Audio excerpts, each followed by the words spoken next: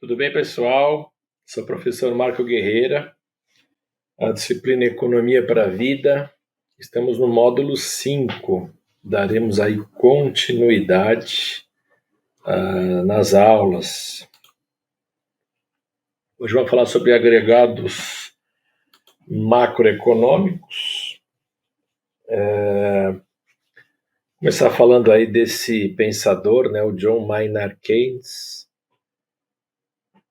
Teoria Geral do Emprego, do Júlio da Madeira. Ele tem algumas obras, mas essa daí foi uma das principais, das mais importantes, né? Ele era inglês e ele tinha uma teoria que ele falava que o Estado devia intervir, né?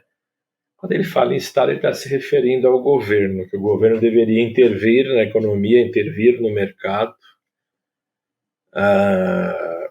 para fazer uma boa gestão, pensando sempre em diminuir efeitos da recessão. O que significa recessão? Recessão é quando tem muito desemprego, quando o crescimento econômico está negativo, né? Quando está em crise. Então ele defendia uma tese que o governo tinha que intervir através de uma política expansionista, monetária e fiscal. O que é a política expansionista? Como o nome diz, é para expandir, né? Para incentivar a economia.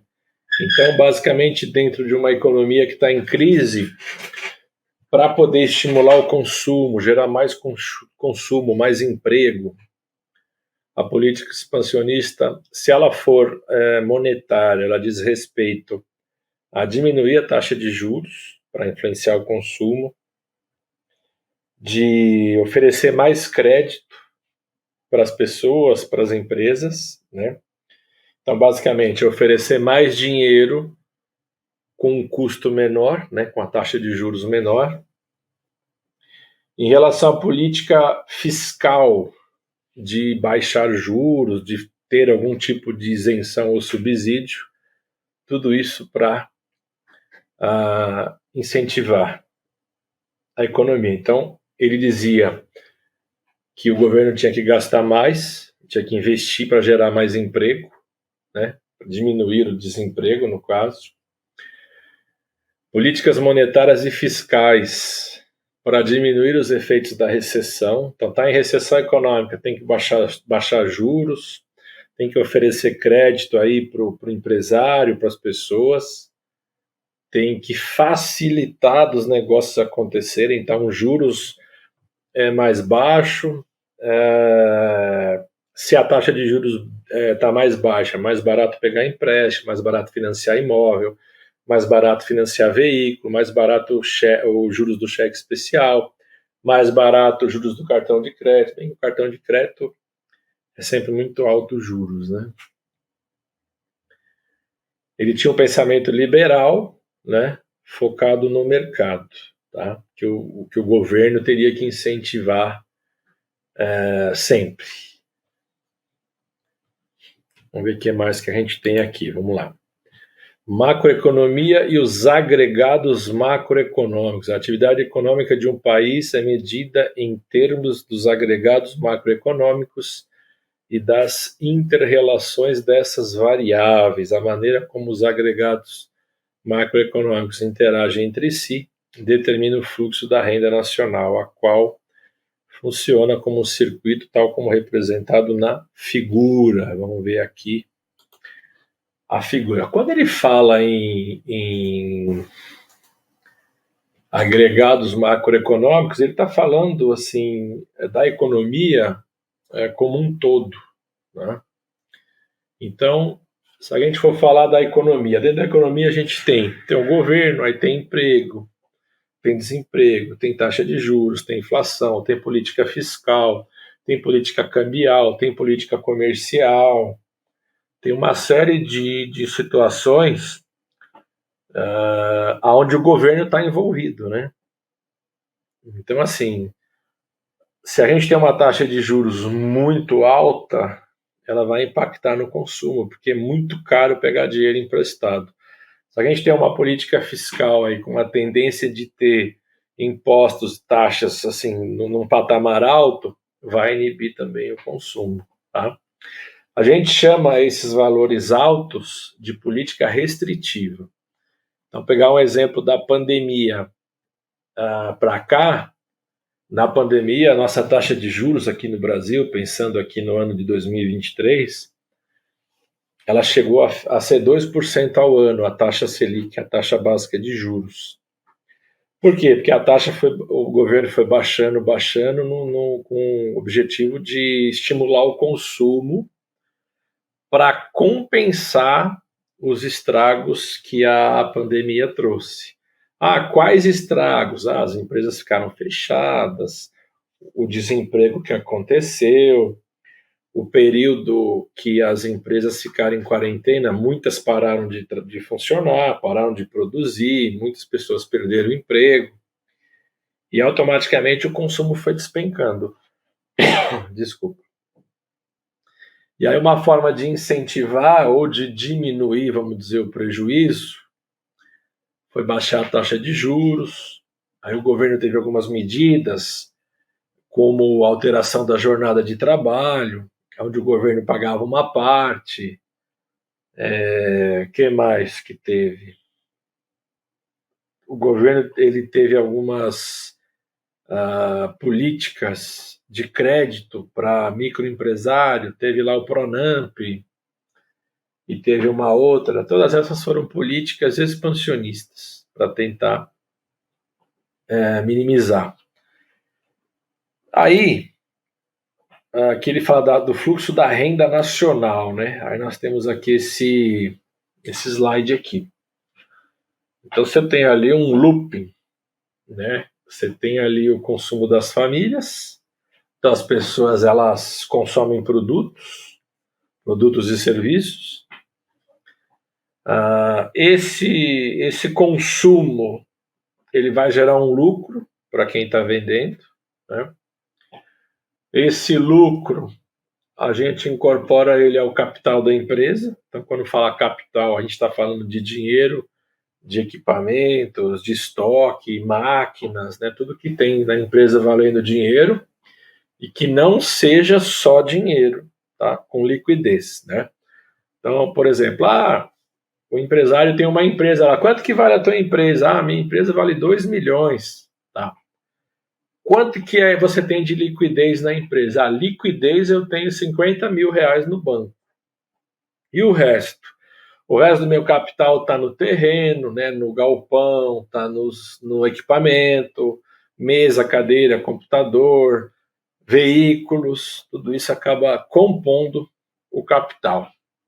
Então você tem o consumo das famílias, esse consumo vai gerar lucro para algumas empresas, esse lucro vai ser incorporado ao capital, e as empresas elas vão fazendo investimentos, né? O que é investimento? O empresário vai vendendo, vai produzindo, vai vendendo, vai ganhando dinheiro, e não são todos, né, os empresários, mas eles vão investindo, reinvestindo na empresa. O que é isso? Ele vai aumentando a capacidade produtiva dele. Compra de máquinas, equipamentos, terrenos, material de construção. De repente vocês já se depararam com uma empresa que estava num determinado local, lá, estou num galpão aqui de 500 metros quadrados, né, uma empresa, então embaixo você tem lá um galpão e em cima um escritório. Aí a empresa foi trabalhando, foi conquistando os clientes, foi tendo aí, ganhando no mercado, até uma hora que aquela estrutura que ela tinha, aquela planta que ela tinha, ela já estava insuficiente para atender a demanda delas. Então ela foi conquistando mercado, vendendo, conquistando novos clientes, até uma hora que a planta dela já não comportava mais. Então, mais ou menos funciona assim. Eu tenho uma empresa, eu tenho lá um time de 50 funcionários. Então, com 50 funcionários, vou dar um exemplo, eu consigo atender 1.000 clientes por mês. Esse 1.000 clientes vai me dar um faturamento de X, né? Eu atendia 1.000 clientes. Agora eu estou atendendo 1.500 clientes. Então, assim, para eu poder atender essa demanda que aumentou, eu vou precisar contratar funcionários, né? Olha, aquela estrutura que eu tinha, eu conseguia atender bem 1.000 clientes. Porém, agora está ficando apertado. Eu estou perdendo a qualidade, porque eu estou sobrecarregando o meu time. O que eu tenho que fazer? Eu tenho que contratar mais pessoas, né? Aí começa a contratar mais pessoas para dar conta da demanda. Só que chega um momento que aquele imóvel ele fica pequeno, né? Olha, eu estou aqui num local aqui de 500 metros quadrados, tem um galpão embaixo, escritório em cima, não tem mais aonde pôr equipamento, onde pôr gente. O que a gente tem que fazer? Tem que ir para um lugar maior. Ou aluga um galpão, ou compra um terreno, constrói. Então, esse é um fluxo normal que as empresas, com o decorrer do tempo, elas vão crescendo e vão expandindo, né? Às vezes tem empresa que ela está nesse sistema aí de ter um galpão embaixo, o escritório em cima, de repente ela começa, ela expande a quantidade de clientes e ela não consegue mais atender esses clientes. Aí o que ela tem que fazer? Ela tem que ir para um lugar maior ou ela desmembra, né? Vai para dois lugares não tão grandes, mas separa. O escritório vai para um lado, a produção vai para o outro. Tem essa opção também. Então mudou a demanda, muda a estrutura, contratação de funcionários, vai gerar emprego, vai gerar salário, vai gerar renda e automaticamente a economia vai girar melhor. Ou seja, vai aumentar o poder de compra. Por que as pessoas estão gastando mais? Estão gastando mais porque tem mais pessoas empregadas, né? O nível de desemprego ele diminuiu um pouquinho. O que significa isso? Mais pessoas estão com emprego, mais pessoas estão com renda, mais pessoas estão consumindo e a economia está produzindo mais. Tá mais ou menos assim. Você tem numa casa 4 adultos. 2 adultos não estão trabalhando. Então, você imagina que essa casa tem um consumo e 2 pessoas pagam tudo. Quando essas 2 pessoas que não estão trabalhando, elas arrumam um emprego, o consumo dessa casa ela vai aumentar, muito provavelmente. Porque essas pessoas que arrumaram um emprego, elas vão consumir. Mas elas já consumiam, mas só que quem pagava eram as outras 2 pessoas que moravam. Tudo bem, elas pagavam para manter a casa, água, luz, telefone, comida, mantimentos e tal. Mas as pessoas, quando têm renda, além delas ajudarem em casa, elas tendem a consumir fora, comem em restaurante, plano de celular, compra comida, compra roupa, então tende a consumir. Quem ganha de tabela isso é o governo. Quanto mais gente empregada, mais gente consumindo, mais imposto vai render para o governo. Então, o governo ele tem interesse em estimular o consumo, né? Quando a gente fala em agregados econômicos, o governo ele tem interesse em estimular o consumo para poder gerar mais renda através de impostos. Porque qual que é a renda do governo? A renda do governo é através de impostos. A gente consumiu, gerou imposto. Porém, o governo não pode pensar só em incentivar o consumo, porque tem algumas variantes que o excesso do consumo ele pode atrapalhar a economia, como por exemplo a inflação, né? Vamos investir, vamos baixar a taxa de juros bem baixa para estourar o consumo, para todo mundo consumir, para gerar bastante imposto para o governo. A contrapartida disso, de gerar muito consumo, a consequência é gerar inflação, que o excesso de consumo gera escassez, a escassez gera aumento de preço, o aumento de preço gera inflação. E a inflação é um problemão para o governo.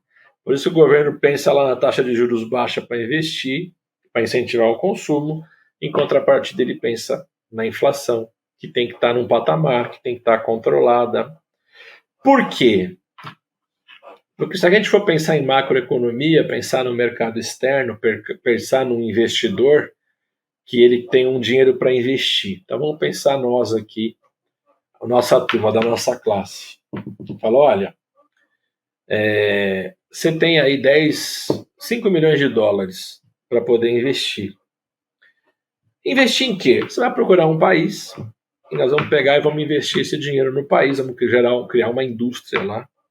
Vamos, de repente, conversar com o governo, pedir um incentivo do governo. O que é um incentivo? Vem aqui para o nosso país, coloca a tua indústria aqui, nós vamos ceder aqui para você um terreno. Durante 10 anos, você vai ter esse terreno cedido para você criar a tua indústria e nós vamos te dar um incentivo fiscal. Em vez de você pagar 10%, você vai pagar 5%. Né? Poxa, mas por que você vai incentivar convidando aí um empresário para vir para cá pagando menos? Pensando que esse cara vai criar uma indústria e vai gerar não sei quantos mil empregos, que gere 5 mil empregos diretos e gere também empregos indiretos. O que é emprego direto? Direto é o cara que criou a indústria lá e está gerando emprego lá. Então, ele tirou 5 mil pessoas aí teoricamente estavam sem emprego, estão empregadas, estão com dinheiro, estão consumindo, estão gerando emprego, estão gerando imposto, estão gerando renda para o governo. E quando a gente fala empregos indiretos, numa região específica, uma indústria abriu. O entorno da indústria naquela região, ele começou a se desenvolver. Como assim? Perto da indústria abriu uma lanchonete, abriu um restaurante, as pessoas vão almoçar no restaurante, abriu uma sapataria, uma confecção lá que faz costura. E foi estimulando o comércio, né, ao redor daquela indústria e foi gerando empregos indiretos para atender essa demanda. Né? Então, isso pode acontecer. Aí, pensando nessa possibilidade, nessa hipótese que eu levantei, na hora de escolher uma economia, quais são os indicadores que você iria utilizar para poder identificar qual a melhor opção? Se a gente escolher essa economia e investir esses 5 milhões, nós vamos ter um retorno esperado dentro do nosso planejamento? O que a gente tem que analisar? Então, você vai procurar lá o país, vai ver como é que está a economia, vai ver como é que está o PIB, que é o Produto Interno Bruto. O que está dentro do PIB? Está consumo, está produção, está emprego, está taxa de juros, está inflação, tudo ali dentro do PIB. Aí você olha para o PIB e fala assim, mas como é que eu sei se esse PIB está bom ou está ruim? Olha os 3 anteriores. Como assim? Olha os 3 PIBs anteriores. Você vai ver se o PIB está crescendo ou não. Né? Poxa, o PIB desse ano, a projeção é de 2,5% de crescimento. Para o Brasil, por exemplo, 2,5% de possibilidade de crescimento está dentro do patamar. O Brasil não é a China que vai crescer 5 a 7% ao ano, não é uma Índia que vai crescer 5, 6%. O Brasil, nos últimos anos, pegar aí governo Dilma, a economia encolheu 4%, 3%, depois 1%. Depois, quando entrou o Temer, empatou, depois aumentou 1%. Então a economia está vindo patinando. Voltando aí para a nossa questão do investimento. Então, na hora de investir, quais são os indicadores? Então, vai olhar para o PIB, vai olhar se o PIB está numa evolução. O que significa isso? Tinha um PIB na pandemia negativo 6%, depois no segundo ano negativo 2%, depois ele ficou positivo 1% e depois cresceu 2%. Então, assim, tem que ver se está crescendo ou não. Outros indicadores, qual que é a taxa de juros? A taxa de juros nos Estados Unidos é 1% ao ano e no Brasil? No Brasil é 13%, por 13,75% ao ano. Poxa, a diferença é muito grande. E a inflação? A inflação nos Estados Unidos é 1% ao ano. E no Brasil? No Brasil está 8%. Então, são alguns indicadores que, na hora que outros países vão escolher uma economia para, por exemplo, fazer um investimento, esses indicadores eles acabam afastando, né? Porque, olha, a taxa de juros muito alta ela inibe o consumo. Se eu quero investir nesse país uma indústria de consumo, a taxa de juros ela não é uma taxa que incentiva o consumo. Então, isso é uma coisa que vai contra, né? Olha, a inflação. Poxa, a inflação é o aumento sistemático de preço. Então, se você for ver a questão da economia, a economia ela estuda o comportamento dos recursos que são escassos. O que significa? A quantidade de recurso ela é limitada e a contrapartida é que as necessidades são ilimitadas, ou seja, tem pouco para muita gente. Se eu tenho pouco para muita gente, já está implícito aí que vai faltar produto. E toda vez que falta produto, vai ter aumento de preço. Se teve aumento de preço, a consequência tem inflação. Então a gente já tem aí um indício de onde tem escassez, tem aumento de preço e, consequentemente, tem inflação. E isso acaba afastando ou distanciando os investimentos. Por quê? Porque na hora de eu escolher uma economia para investir, eu vou escolher aquela que a taxa é 13,25, a taxa de juros, a inflação é 7, ou eu vou pegar aquela que é 1%. Então, isso é uma coisa extremamente importante e que tem que ser bem entendida. O próximo item, consumo das famílias, aí gera tributo. Esses tributos, que são os impostos, eles vão para a conta do governo. Aliás, o governo usa esse valor arrecadado para poder bancar, né? Para poder pagar as contas, a gestão política, segurança, saúde, educação. Então, a grana vem da arrecadação de impostos, do repasse do federal para o estadual, para o municipal, né? Então, consumo das famílias, tributos, gastos públicos. Os gastos públicos, ou seja, o dinheiro que entra de imposto, ele vai para compras do governo, para obras públicas, para pagamento de funcionários públicos, para contratação de empresas. Então, você pega aí a obra do metrô, não sei aonde, a obra de hospitais, as empreiteiras trabalhando. Não vamos falar aqui em questão de corrupção, que para a gente poder falar uma coisa dessa, a gente tem que provar.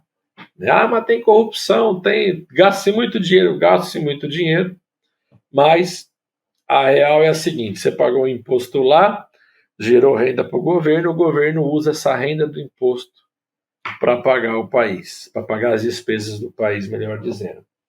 Todo ano o governo ele inicia o ano com um balanço orçamentário, ou um orçamento, onde ele tem lá uma previsão de quanto que ele vai arrecadar e uma previsão de quanto que ele vai gastar.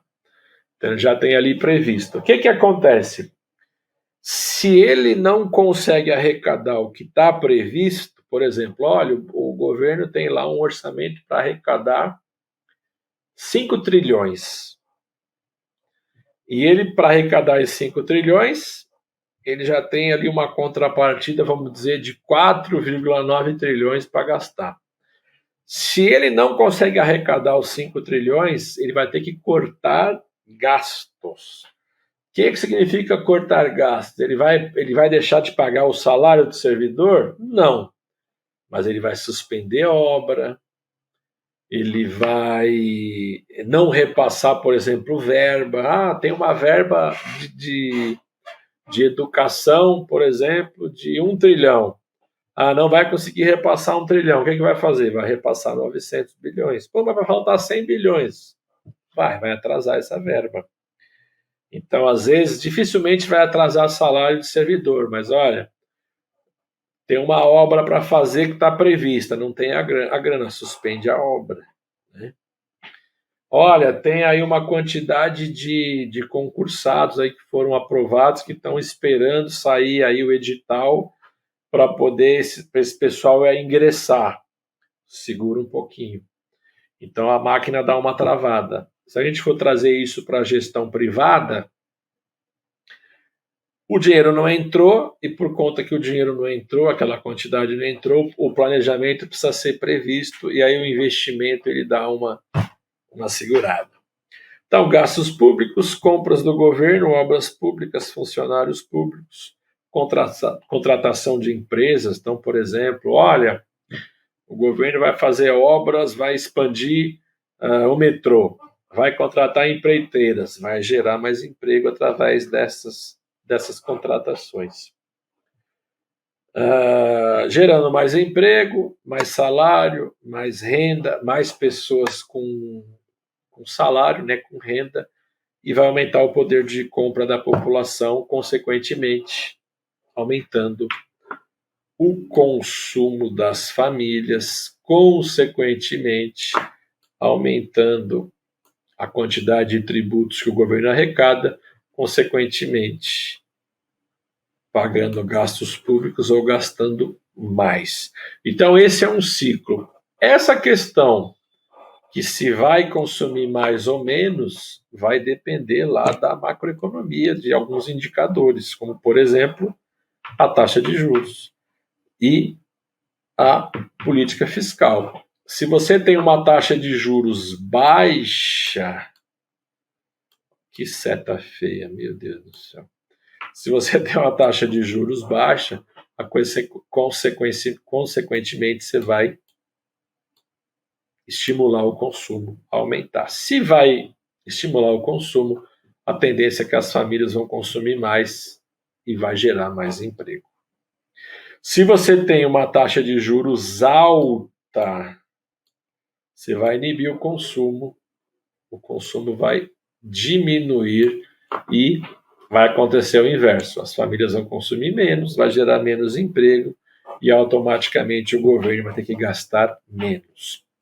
Se a gente voltar para o pensamento do nosso pensador aqui, o John Maynard Keynes, ele vai dizer o seguinte, falou, olha, o governo vai ter que gastar mais, o governo vai ter que incentivar o consumo para poder gerar mais emprego, tá? Então ele joga esse problema para o governo. Tem outros pensadores que eles acham que tem que acontecer o livre mercado, que o governo não tem que interferir, né? Só que assim, se a gente for pensar, a gente depende do governo, porque o governo é quem dita as regras, né? Então a gente tem que pensar, assim, eu particularmente concordo com Keynes, eu falo, a gente depende do governo. Quem vai ditar a regra do jogo é o governo, então o governo precisa ditar regras que sejam regras que incentivem o consumo, que incentivem a economia a funcionar, né?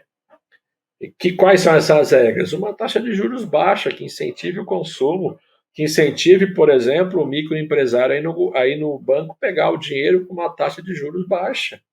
Pegar dinheiro para quê? Para investir no negócio dele. Tem empresa que às vezes está meio capenga, porque precisa de investimento, às vezes em tecnologia, comprar um maquinário para produzir melhor, para melhorar a comunicação, veículos. Tem empresa que às vezes precisa de verba para comunicação, precisa de uma grana para investir no Google, para investir em propaganda, fazer uma peça publicitária. Só que o cara não tem grana. Aí ele às vezes ele fica refém de um banco, fiz um empréstimo no banco, mas está muito caro para pagar. Por quê? Porque a taxa de juros era alta. Então o governo ele tem que subsidiar essas empresas ou criar situações para a gente conseguir, eu estou até me incluindo, né? Que eu também sou microempresário, em conseguir um crédito com um valor baixo, que estimule, fala, pega um dinheiro. O que acontece muito hoje no mercado? Muitas empresas estão passando por dificuldade, às vezes o empresário precisa, às vezes, dar uma ajeitada na empresa, preciso mandar 2 funcionários embora. O cara não tem dinheiro para mandar o funcionário embora, né? E que ele muitas das vezes faz? Ele vai no banco, faz um empréstimo para pegar um dinheiro para demitir 2 funcionários. Aí ele vai, demite 2 funcionários e fica lá 2 anos pagando para o banco o valor do empréstimo desses 2 funcionários. E às vezes passa 2 anos, ele continua endividado, e às vezes ele precisa pegar um empréstimo novo para poder sobreviver no mercado. E aí imagine, ele está com 2 empréstimos, pagando o dia a dia da empresa e mais 2 empréstimos pendurados. Então a situação não é favorável, é complicado demais. Vamos falar agora um pouquinho do PIB, que é o Produto Interno Bruto, resultado da movimentação dos investidores dentro da permissão legal regulada pelo Estado, dependendo do ambiente político, mais ou menos intensa.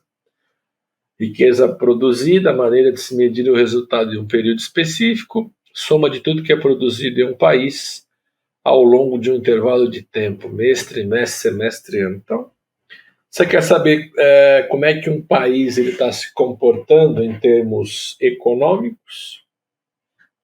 Dá uma olhada no PIB.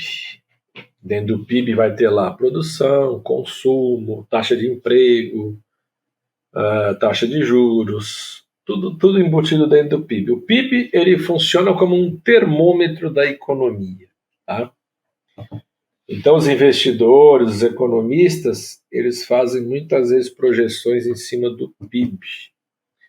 E aí o PIB ele pode ser mensal, trimestral, semestral, anual, as medições. Tá? O PIB ele pode ser pela riqueza, pela despesa ou pela produção. As 3 maneiras de fazer a medição do PIB, que seria o Produto Interno Bruto. Relembrando que o PIB é sempre importante fazer uma comparação com os anos anteriores, né? Então, qual que é a projeção do PIB para o ano de 2023? A projeção para esse ano é de um crescimento entre 2% e 3%. Pô, mas 2% e 3% é pouco. É pouco, mas quanto que foi o ano passado? O ano passado foi um crescimento de 1%. Aí no outro ano foi negativo 2%. Desculpa. Então é importante ver como que esse PIB está se comportando, se ele está numa evolução, né? Se ele está evoluindo, se ele está numa crescente, ou se ele está numa decrescente, se ele está diminuindo. Então é importante fazer essa análise do PIB. E é sempre importante, a hora que for fazer uma pesquisa e uma comparação, e falar, olha, o PIB cresceu, olha, o PIB diminuiu. E é importante ver se teve algum evento, né? Então, por exemplo, 2020 o PIB caiu 9%. Por quê? Por causa da pandemia. Teve um evento, né? Olha, 2022 o PIB estava indo bem, de repente ele deu uma quebrada. Teve algum evento? Teve eleição no nosso país, gerou uma certa incerteza. Era um governo de direita, vamos dizer, meio conservador, meio liberal, né? O Bolsonaro conservador, o Paulo Guedes liberal, que era o ministro da Fazenda. E a tendência era que o governo de esquerda ganhasse, então isso gerou uma incerteza, uma insegurança no mercado, né? Então é sempre importante ver como que está o PIB, ver se teve algum evento que possa ter influenciado a economia, como eleições, como pandemia. O ano passado teve também a questão da guerra da Ucrânia com a Rússia, acabou influenciando durante um período o mercado, tanto o combustível quanto os defensivos agrícolas.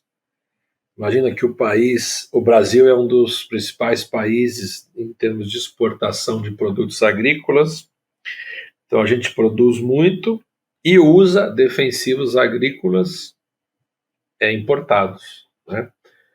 Então, em algum momento, o defensivo agrícola, que a Rússia é um dos produtores, chegou mais caro para a gente. Lei da oferta e da demanda, se aumentou o preço, a demanda diminui. E automaticamente, variações de preço, aumentos de preço, puxam a inflação para cima. Tá? Então é importante relembrar disso. Fundo é diferente de fluxo. Fluxo é riqueza, fundo é riqueza, é estoque, fluxo é variação de renda. Quando a gente fala em fundo, a gente pode falar do que está investido, né? Seja um investimento financeiro ou seja um estoque. O que é o estoque? O estoque é um investimento também. A empresa lá investiu, o empresário investiu em matéria-prima, em produção, em linha de produção, em maquinário, para gerar aquele estoque, né? E o fluxo seria a variação de renda. Quando fala fluxo de caixa, é aquela entrada e saída de dinheiro. Então, o que entrou no caixa? Faturei, ganhei X, saiu Y. Saiu, você ganhou como? Ganhou vendendo serviço, faturando, né? Vendendo para a empresa, para cliente. Saiu pagando funcionário, pagando fornecedor, pagando despesa, né? Então tem essa entrada e saída. PIB pelo lado da produção, tudo que foi produzido pelos 3 setores da economia. Então ele coloca o primeiro setor como setor primário, que é agropecuário, extrativismo vegetal, caça e pesca. Aí ele coloca o secundário como extrativismo mineral, indústria de transformação, eletricidade, gás, água, esgoto, atividades de gestão de resíduos, construção civil. E o terciário, comércio e serviços. Então ele divide em esses 3. Quem realiza esse cálculo é o IBGE, excluindo as matérias-primas adquiridas por um setor de outro.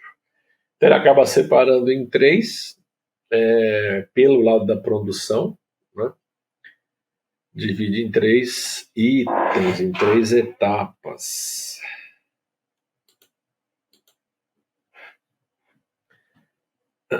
Pelo lado do dispêndio, riqueza produzida decomposta em vários itens ou diferentes gastos realizados pelos agentes econômicos. Então você tem a maneira de medir o PIB pela produção, pela riqueza e pela produção, pela riqueza e pelo consumo.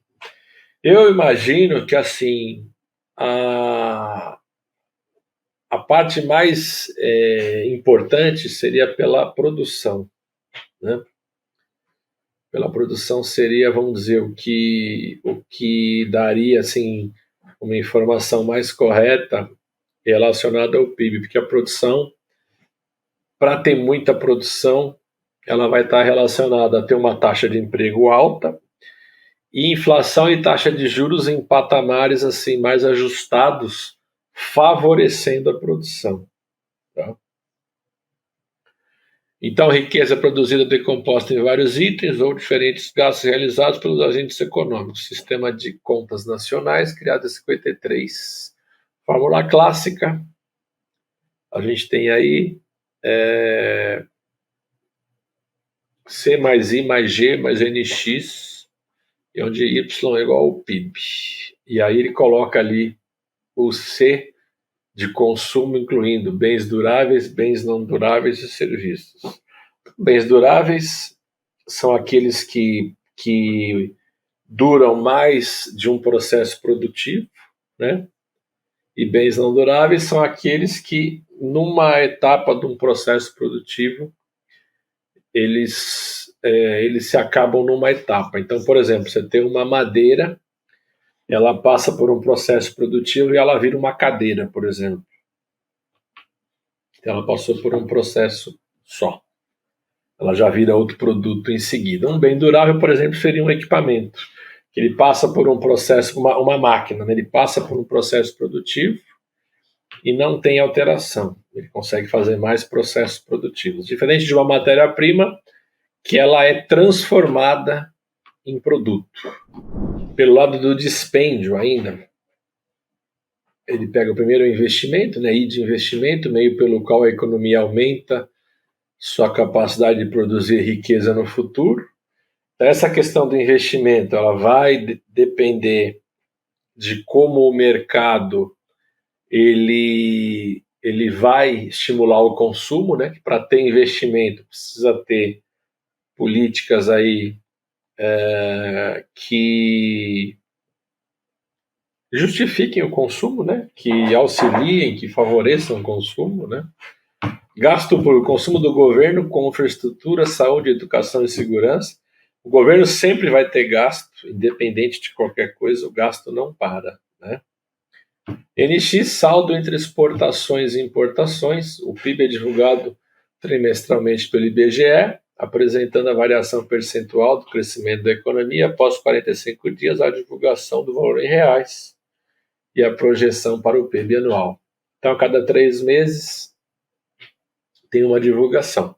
Tem alguns boletins, por exemplo, o boletim Focus, ele passa projeções aí toda semana, a cada 15 dias, a cada mês.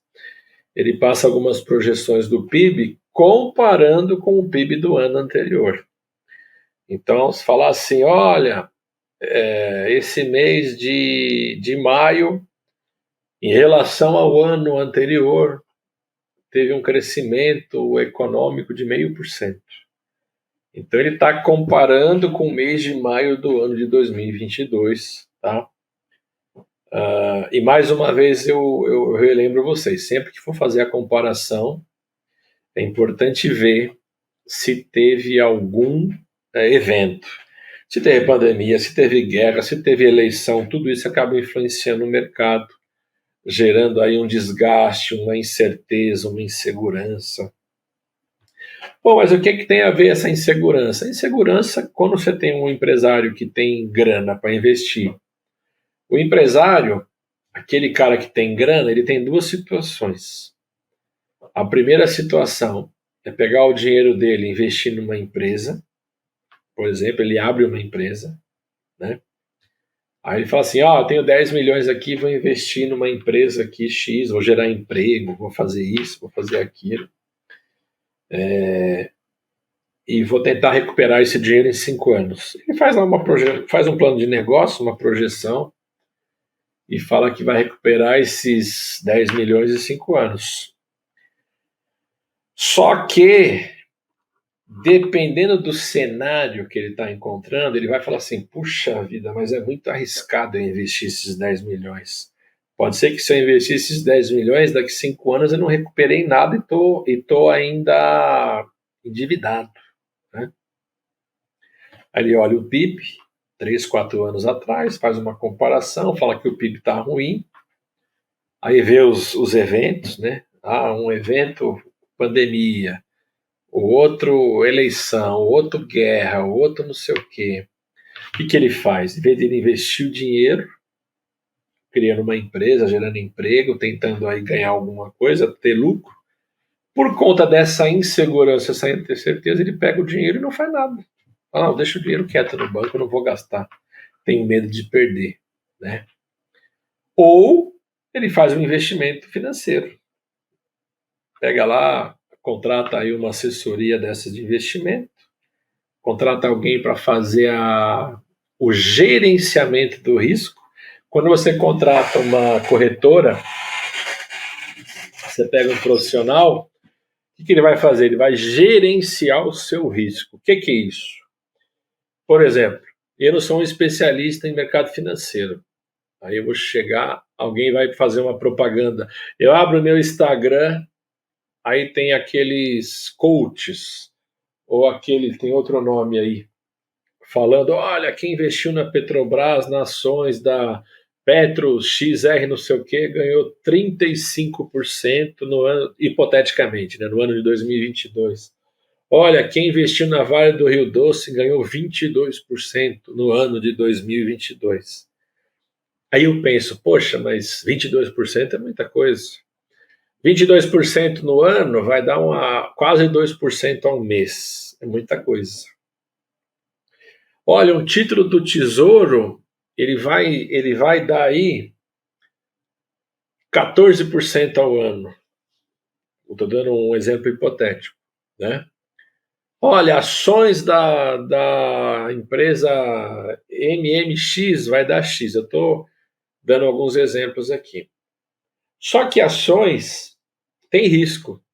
Ele pode pegar lá R$1 milhão e investir na Vale e falar assim, olha, você vai ganhar 22% no ano. Pô, 22% de 1 milhão, pô, tá ótimo, né? Só que não tem como garantir que ele vai ter 22% de crescimento no valor das ações. Isso foi o que aconteceu no passado, então, assim, não tem como garantir que vai acontecer novamente.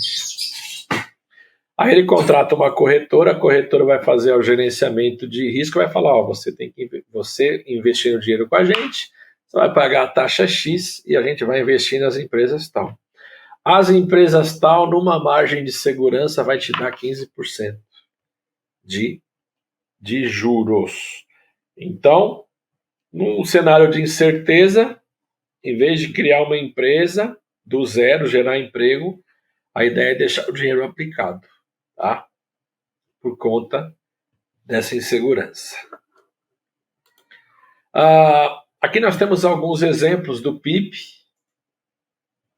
período, e ele está colocando aqui, esse é de 2022, tá? Essas informações do PIB.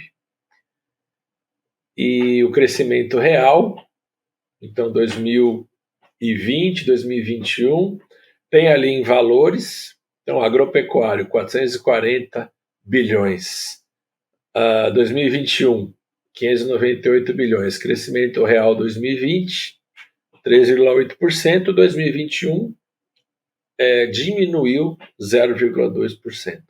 Indústria, 1.322 bilhões em 2020, 1.637 em 2021. Lembrando que 2020 foi o ano da pandemia. A pandemia começou em março.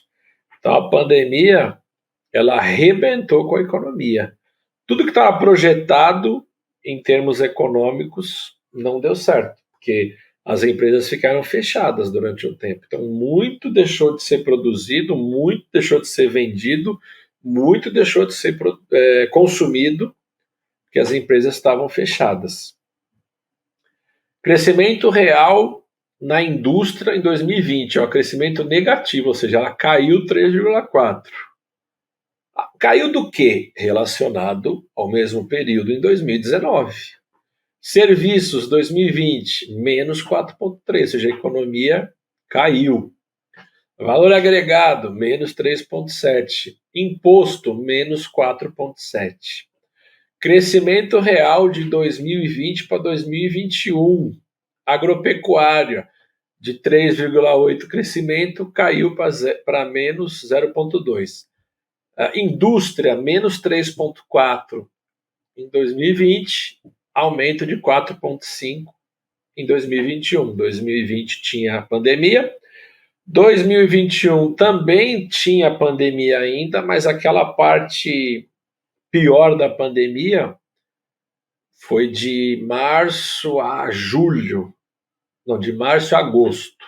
Eu lembro que em setembro a gente já começou a trabalhar um pouco melhor. Imposto, menos 4,7% em 2020, crescimento real 6,4% em 2021. PIB, em bilhões, 2020, 7,467, 2021, 8,680. Crescimento real 2020 caiu 3,9% em relação a 2019, né, por conta da pandemia. Crescimento real 2021, 4,6%. Consumo das famílias, crescimento real 5,45% negativo em 20, 3,58% de crescimento em 21. Consumo do governo, menos 4,5% em 2020, mais 2% em 2021. Formação bruta de capital fixo, menos 0,52 em 20, crescimento de 17,23 em 2021. Exportação na pandemia 2020 caiu 1,84, 2021 cresceu 5,79. Importação, o mercado se fechou, né, por conta da pandemia, caiu 9,84 em 2020 e o crescimento real 12,35 em 2021.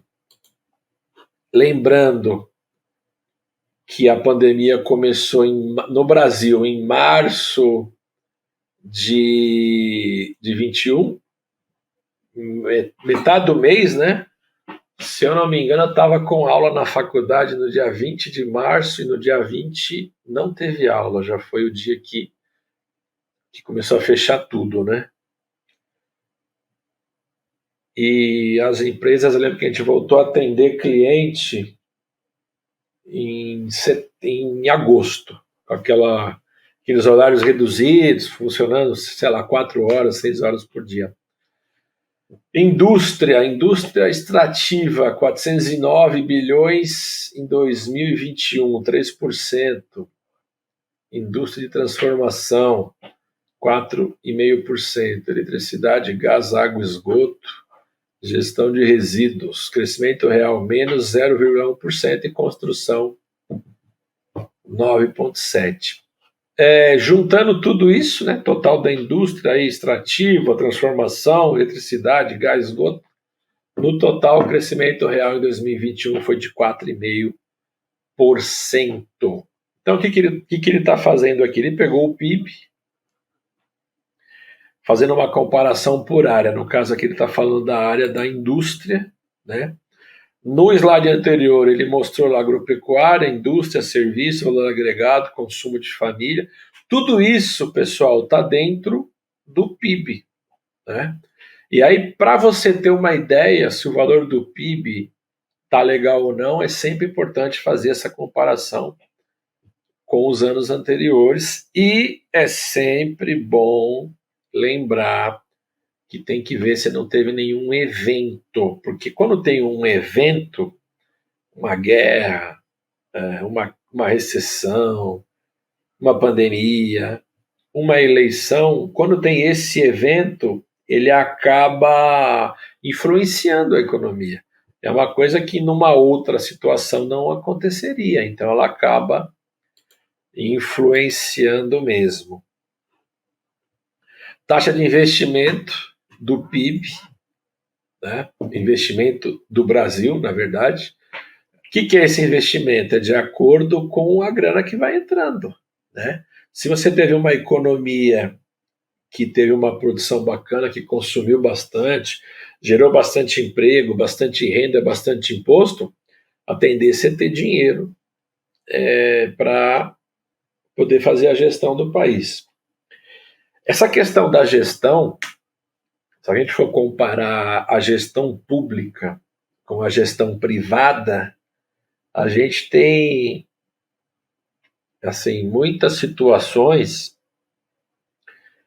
que no público é de uma maneira, no privado é na outra. Então, você pegar uma indústria privada, né? Para que serve uma empresa? A empresa serve para gerar lucro, né? Quando você coloca lá um diretor, um gestor, ele tem que fazer o negócio andar e tem que fazer vender, tem que fazer dar lucro, tem que otimizar processo, otimizar resultado, tem que ter margem de lucro, enfim, tem que fazer uma gestão de uma maneira que a empresa se pague e sobra recurso. Sobra recurso para pagar dividendos aí para os acionistas, para os diretores, para o labore, sobre dinheiro para fazer um reinvestimento na empresa e dinheiro para poder guardar. Então, assim, qual que é o beabá? O beabá é o seguinte: a empresa tem que ter uma gestão otimizada, que dê lucro. O que é otimizada? Eliminando qualquer tipo de desperdício ou despesas excessivas, né? Com uma margem de erro muito baixa. O que é uma margem de erro muito baixa? Você não perder cliente, não produzir produto errado, enfim. Eliminar desperdício. O que é desperdício? É produzir produto com defeito, fazer um atendimento ruim que o cliente reclama, enfim, isso tudo entra nessa questão. O governo já é diferente. O governo, você tem os gestores lá, e que se eles estão numa linha e está dando errado, eles continuam. Mas está dando prejuízo, eles continuam. Numa empresa privada, se você tem um gestor que está fazendo uma coisa errada e não está indo para o caminho certo, você acaba desligando esse gestor, né? Vamos contratar outro porque o negócio tem que dar certo, tem que dar lucro. Do governo já é diferente, né? E no governo as pessoas são concursadas, são colocadas lá, às vezes são nomeadas, demoram lá, ficam 4 anos no cargo. Diferente de uma empresa privada, você põe lá um gerente, lá um gestor, um diretor. 3, 4 meses que não está dando certo, é rua, não tem conversa. Isso não acontece no governo. Taxa de investimento do Brasil. Então a gente tem lá 2010, 20%, 2011, 20%, 20,5%, 20,6%, 20,7%, 2013, 23,2%, 2014, 19,9%, 2015, 17,8%, 2016, 15,5%, 2017, 14,6%, 2018, 15,2%, 15,4%. Esses são os valores de investimento do Brasil. Como eu estava falando para vocês, que a gestão privada é diferente da gestão pública, a gestão privada tem que dar lucro. Se não dá certo alguma coisa, manda o povo embora, manda o diretor, manda o gestor, manda o funcionário, muda o processo. A gestão política é diferente, ela é pior. Eu sempre falo que a gestão política ela deveria ser igual à privada. Não deu resultado, fez análise de desempenho, não deu, rua. Tem que dar resultado. Tem que dar resultado. Não deu resultado, dá espaço para outro. Né? Essa questão para dar resultados, fala assim, pô, mas por que a taxa de investimento no Brasil ela foi diminuindo tanto? Porque se o governo não vai bem, a economia não vai bem, não arrecada muito, não tem grana para poder investir. Então fica meio travado. Por que outros países eles têm uma economia melhor que a nossa? Que eles têm uma gestão melhor, evitando desperdício, evitando erros, o sistema político não é tão caro. Você pega hoje aqui um deputado, ele tem uma verba de gabinete de quase 100 mil reais, tem um salário de 30 mil reais, tem motorista, tem auxílio paletó, tem auxílio gasolina, tem apartamento funcional, né? Eles pagam lá um aluguel. Se o cara tiver uma casa morando em Brasília, mesmo assim ele recebe o valor. Imagina se todo esse dinheiro voltasse em forma de investimento. Pega, por exemplo, na Dinamarca, um deputado, ele não tem carro, ele não tem nada. Ele tem um salário baixo, anda de metrô, não tem esses benefícios todos que os nossos têm aqui. O que tem a ver isso? Tem a ver isso que, como é muito custoso o sistema político, falta grana para investimento. Falta grana, por exemplo, para investimento em educação. Se fizer uma pesquisa aí com todos os países mais desenvolvidos, fala assim, qual é o caminho para a gente poder desenvolver o nosso país? O caminho é a educação. Então, começa pela educação de base, né, educação das crianças, depois para os adolescentes, e depois nível técnico e superior. Você começa a desenvolver, então a educação seria o caminho. Para poder pensar nisso, teria que ter dinheiro para investir na educação. Só que, assim, países desenvolvidos, eles colocam a educação como uma prioridade. Então, pega uma grana para investir nisso. Os subdesenvolvidos não têm a educação como prioridade. O nosso país, por exemplo, a gente tem o sistema, a nossa educação é uma das piores. Lá, pegar lá no ranking dos países, está em 200 e pouco. O sistema de votação nosso através de urna é um dos mais avançados. Ou seja, o dinheiro ele é investido para aquilo que interessa, para a parte política. Pessoal, a gente se vê no próximo vídeo. Um abraço.